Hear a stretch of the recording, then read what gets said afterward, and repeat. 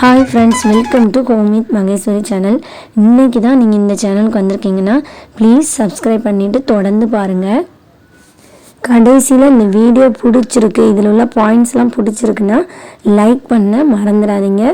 இது யாருக்காவது தேவைப்பட்டால் ஷேர் பண்ணிக்கோங்க. வாங்க வீடியோக்குள்ளே போகலாம். இன்றைக்கி செவ்வாய்க்கிழமைங்க, அதனால நான் ஒரு சின்னதாக ஒரு ஸ்டார் கோலம் போட்டேன். அது யாருக்கும் தெரியலை, கோலம் போடவே தெரியாதவங்க இந்த கோலத்தை பார்த்திங்கன்னா ஈஸியாக போட்டுடலாம். சின்ன பிள்ளைங்களை கூட இப்போமே முயற்சி பண்ணி கொஞ்சம் கொஞ்சமாக போட சொல்லுங்கள். ஒரு 4th 5th ஸ்டாண்டர்ட் படிக்கிறவங்கனாலும் கொஞ்சம் கொஞ்சமாக ட்ரை பண்ண சொல்லுங்கள். கோலம் ஈஸியாக வரும். அதனால் இப்போமே நம்ம கோலம்லாம் போட்டு பழகிட்டோம்னா நல்ல பெரிய பிள்ளை ஆனோன்னா நல்ல நல்ல கோலமாக போடலாம். இன்றைக்கி யாராவது எந்த பெண்களாவது ஏதாவது முயற்சி பண்ணணும், ஆனால் முயற்சி பண்ணாமல் இருக்கோம், பயமாக இருக்குது அப்படிங்கிறவங்களுக்கு தான் ஒரு 5 டிப்ஸ். வேறு ஒன்றும் இல்லைங்க. எந்த வேலையாக தொடங்கணும்னு நினச்சிருப்பீங்க, ஆனால் அந்த வேலையை நாம் தொடங்காமல் இருப்போம். அதில் நம்ம தோற்று போயிடுவோமோ, ஏமாற்றம் ஆயிடுமோ, லாபம் இல்லாமல் போயிடுமோ அப்படின்லாம் நீங்கள் நினச்சிட்ருப்பீங்க. அதை நம்ம எப்படி கொண்டு போகலாம், எப்படி தொடங்கலாம் அப்படிங்கிறதுக்கு தான். இதுவும் தொடங்கிறதுக்கு முன்னாடி இந்த 5 டிப்ஸை நீங்கள் நினைவாக வச்சுக்கோங்க. வாங்க, முதல் டிப்ஸ் என்னன்னு பார்த்தீங்கன்னா, நம்ம இதை தாண்டா பண்ண போகிறோம், இந்த தொழில் தான் பண்ணணும், இந்த வேலை தான் நம்ம செய்ய போகிறோம், அதை இது என்ன நடந்தாலும் சரி நம்ம இந்த குறிக்கோளை மட்டும் விடக்கூடாது அப்படின்னு சொல்லி சரியான ஒரு கோல் நீங்கள் செட் பண்ணிக்கணும். அப்போ தான் உங்கள் கோலை நம்ம அடைய முடியும். அதனால் என்ன வேலை தொடங்கினாலும் நம்ம இந்த மாதிரி இவ்வளோ பெரிய ஆள் ஆகுங்கிற மாதிரி நீங்கள் அதை கற்பனை பண்ணி அந்த லெவலுக்கு யோசித்து தான் நீங்கள் அந்த வேலையில் இறங்கணும். இல்லைன்னா அதுக்கு பிறகு நம்மளுக்கு பின்னாடி யோசிக்கக்கூடாது, இறங்கின பிறகு யோசிக்கவே கூடாதுங்க. அதனால் இறங்குறதுக்கு முன்னாடி நம்ம இந்த கோல் அடையணும்னு சொல்லி ஒரு தெளிவான கோல் செட் பண்ணிக்கோங்க. யாராவது இப்போ பிஸ்னஸ் பண்ணணும் அப்படின்னு நீங்கள் நினச்சிங்கன்னா எல்லா பொருளும் வாங்கி போட்டு தான் பண்ணணும் அப்படின்னு கிடையாது. அதுக்கு குறைஞ்ச முதலீடு, இப்போ வாடகை வீடு பார்த்தா தான் நம்ம ஒரு டெய்லரிங் கடையை வைக்க முடியும் அப்படின்லாம் இல்லை, வீட்லேயே செய்யலாம். அந்த மாதிரி நீங்கள் என்ன பிஸ்னஸ் நினைக்கிங்களோ அதை நம்ம முதலீட்லேயே செய்ய முடியுமா, நம்ம கையை மிஞ்சி போயிடக்கூடாது அப்படிங்கிறதுல ஒரு வரவு செலவு கணக்கு இருக்கும்ல, அந்த அளவுக்குள்ளேயே நீங்கள் செய்ய முடியுமா அப்படின்னு தான் யோசிக்கணும்.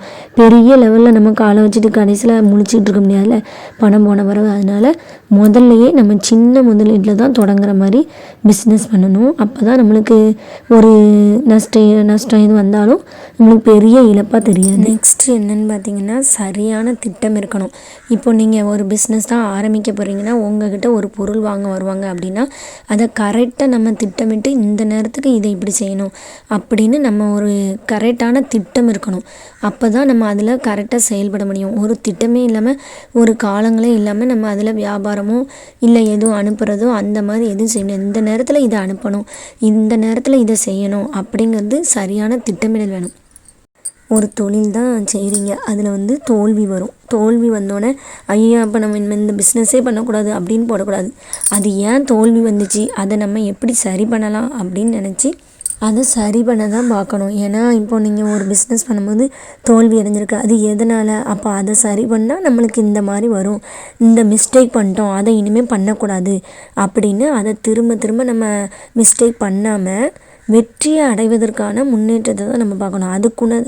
அதுக்குரிய தேடல், அதை தேடணும். அப்போ தான் நம்ம அந்த பிஸ்னஸை உயர்த்ததுக்கு நம்மளுக்கு ஏதாவது இப்போ தெரியலன்னு வச்சுக்கோங்களேன், அதை ஒன்று படிக்கணுமோ இல்லை யார்கிட்டையும் கேட்கணுமோ, இல்லை இந்த மாதிரி பிஸ்னஸ் வச்சுருக்கவங்க என்ன செய்கிறாங்க அப்படின்னு அலசி ஆராய்ஞ்சு அந்த பிஸ்னஸை உயர்த்த தான் நம்ம பார்க்கணுமோ இல்லையா, நம்ம அதை செய்யாமல் போட்டுருவோம் அப்படின்னு சொல்லி போட்டிங்கன்னா நம்ம அந்த வேலையை நம்ம முன்னேறி செய்ய முடியாது. அதனால் எந்த இடத்துல நம்மளுக்கு மிஸ்டேக் ஆகிருக்கு அந்த மிஸ்டேக்கை நம்ம திருத்திக்கணும் அப்படின்னு நினச்சி நம்ம ஒவ்வொன்றா நம்ம கற்றுக்கணும்.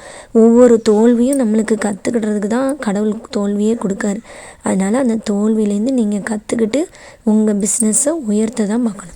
நம்பிக்கையோடு நீங்கள் ஒரு தொழில் ஆரம்பிச்சிட்டிங்கன்னா நம்பிக்கையோடு தொடர்ந்து செய்யணும்.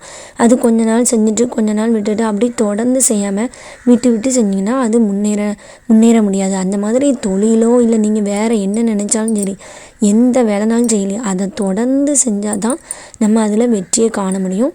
இன்னொன்று நம்பிக்கை வேணும். இதில் நம்ம வெற்றியே அடையலையே, என்ன பண்ணாலும் நம்மளுக்கு வெற்றியே காண மாட்டோமே அப்படின்னு நீங்கள் நினைக்கக்கூடாது. பொறுமை ரொம்ப முக்கியங்க. நீங்கள் பிஸ்னஸோ இல்லை வேறு என்ன செஞ்சாலும் சரி அதில் வெற்றி காணனா நீங்கள் கண்டிப்பாக பொறுமை முக்கியம். பொறுமையாக இருந்தீங்கன்னா ஒரு நாள் யாரும் உங்களை வெற்றியை யாராலையும் தடுக்க முடியாதுங்க. அதனால் முயற்சியை மட்டும் விடாதீங்க. முயற்சி செய், முடியாது ஒன்றுமில்லை அப்படிங்கிறத மட்டும் மனசுக்குள்ளே வச்சுட்டு தொடர்ந்து முயற்சி பண்ணுங்கள். கண்டிப்பாக நீங்கள் என்ன நினைக்கிறீங்களோ அந்த கோலை நீங்கள் அடைவீங்க. அது படிப்பு விஷயம்னாலும் சரி, வீட்டு வேலைனாலும் சரி, வியாபாரம்னாலும் சரி, என்ன வேலைனாலும் சரி அதை தொடர்ந்து செஞ்சு பாருங்கள். கண்டிப்பாக வெற்றி நிச்சயம். இந்த கோலம் பிடிச்சிருக்கா அப்படின்னு சொல்லுங்கள். ஈஸியான கோலம் தான். எல்லோரும் கோலம் போடும்போது நடுவில் மஞ்சள் குங்குமம் வைங்க. எதுக்கு நான் சொல்கிறேன்னா அந்த கண் திஷ்டி இந்த மாதிரி விஷயம்லாம் போகிறதுக்கு மஞ்சள் குங்குமம் ரொம்ப நல்லதான். அதனால் எல்லோரும் கோலம் போடும்போது நடுவில் மஞ்சள் குங்குமம் வைங்க. அதுக்கு பிறகு ஒரு சின்ன மாற்றம் அப்படிங்கிற மாதிரி நான் ஒரு முயற்சி எடுத்திருக்கேன். அப்படிங்கிற மாதிரி டிவி வாலில் மாட்டியாச்சு. அதனால் டிவி மேசையை வச்சு நான் ஒரு என்ட்ரன்ஸில் ஒரு அழகாக ஏதாவது நம்ம பார்வையாக வைப்போம் அப்படின்னு சொல்லி இந்த மாதிரி ஒரு பிள்ளையார் விநாயகர் சிலை தான் வச்சுருக்கேங்க. இது நல்லா இருக்கான்னு சொல்லுங்கள். ஷோகேஸில் இருந்தது தான். அதுக்கு சந்தனம் குங்குமம் எல்லாமே வச்சுட்டு பாசிட்டிவாக இருக்கட்டும்னு சொல்லி இந்த கண்ணாடி கிளாஸில் ஒரு தீபம் வச்சேன். பார்க்கவே நல்லா தான் இருந்துச்சு. இனிமேல் டெய்லி இது ஒரு முயற்சி பண்ணி நம்ம தீபம் பொருத்துவோம் அப்படின்னு நினச்சிருக்கேன். பார்ப்போம், எப்படியா முயற்சி பண்ணி பொருத்தணும். ஏன்னா நம்ம பொருத்தின வர பார்க்கவே ரொம்ப பாசிட்டிவாக இருந்துச்சு. அந்த மாதிரி நம்ம வீட்டில் சும்மாவே இருக்கிறதுக்கு நம்ம வீடை எப்படி அழகுபடுத்தலாம், இந்த மாதிரி செஞ்சால் நல்லாயிருக்கும் அப்படின்னு சொல்லி ஒவ்வொன்றா நம்ம ட்ரை பண்ணலாம்.